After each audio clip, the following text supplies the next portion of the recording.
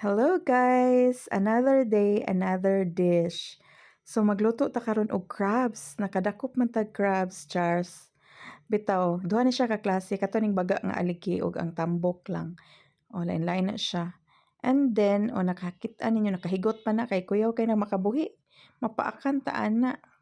So atong lutoon karon is mixed seafoods.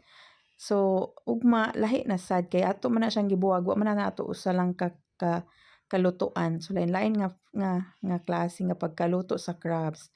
So for now, mixed seafood siya with shrimp and with corn ana. So ato na siyang buhian karon. O tikita ninyo guys. Na siya shrimp, na siya crabs. Tan-awa, so yummy. Kabaga sa iyang aligi guys. And then ato na ipakaon sa atong model karon. See? Kaon day. Siya na po atong model kay sige naman siya ako. Inom pa siya coke, di ba? Usa ka kalaha nga mixed seafoods guys. Siya ray kakaon char lang. Di ba?